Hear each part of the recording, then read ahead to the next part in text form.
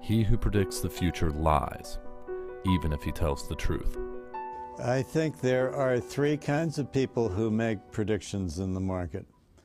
Those who don't know, those who don't know they don't know, and those who know darn well they don't know, but get big bucks for pretending to know. In the early 21st century, the new stock-picking guru, best known or most notorious, is Jim Cramer. Other people want to make friends. I just want to make money. He is to the financial community what pro wrestling is to the sports world. Very loud and sophomorically entertaining. They're all gonna pay the Road Warriors way. The fun guys in Lower Manhattan will never have a clue about. He likes it. Kurt, welcome to the show. Mikey really, really likes it.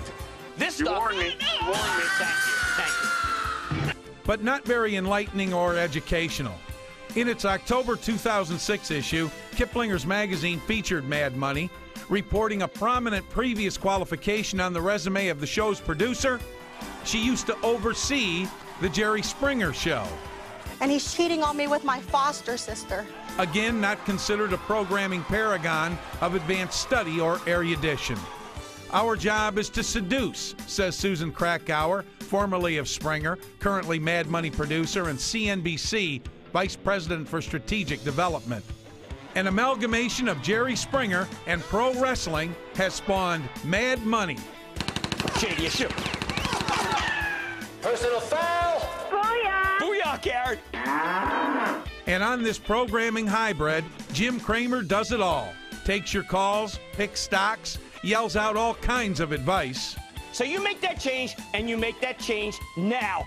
On a powerful international television satellite platform, he distributes this advice every weekday night.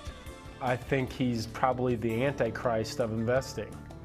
I think he's probably doing more general harm to the investing public than any one individual that I can think of right now. He's confusing people between what prudent long-term investing is versus speculating and gambling. And definitely with the kind of rhetoric, the hype, the horror, just the very mania. Just turn on the show or listen to the radio, just the very manic, out of control style of the show itself screams imprudence, speculating, gambling, and hype. Fast forward to March 2009. Cramer ran into a challenge from a rival point of view he appeared to underestimate. A comedian's attacking me. Wow. Daily He Show. runs a variety show. Variety show? What? You make it sound like I'm some kind of buffoon. Just flapping my arms with crazy buttons and wacky sound effects.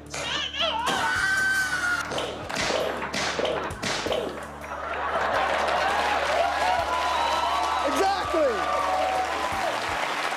The network feud developed because Jon Stewart had the temerity to question Cramer on his stock picks, especially Cramer's advocacy for Bear Stearns picks videotaped just prior to its fire sale to J.P. Morgan in March 2008. Although Jim Cramer did write an article for MainStreet.com complaining that we had unfairly used a video clip out of context to make it look like he recommended buying Bear Stearns stock a week before it collapsed. Well, we went back to the tape to listen. Should I be worried about Bear Stearns in terms of liquidity and get my money out of there? No, no, no. Bear Stearns is fine. Oh. Okay. I was wrong.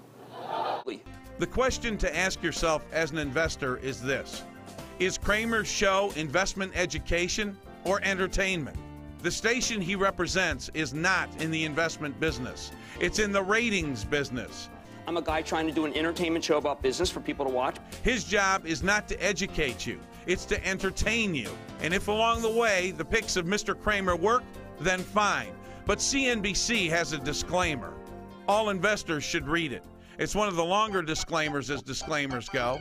All opinions expressed by Jim Cramer on this show are solely Cramer's opinions and do not reflect the opinions of CNBC, NBC Universal, or their parent company or affiliates, and may have been previously disseminated by Cramer on radio, internet, or another medium. Cramer's opinions are based upon information he considers reliable, but neither CNBC nor its affiliates and/or subsidiaries warrant its completeness or accuracy, and it should not be relied upon as such. Cramer's statements and opinions are subject to change without notice. No part of Cramer's compensation from CNBC is related to the specific opinions he expresses. Past performance is not indicative of future results. Neither Cramer nor CNBC guarantees any specific outcome or profit. You should be aware of the real risk of loss in following any strategy or investment discussed on the show.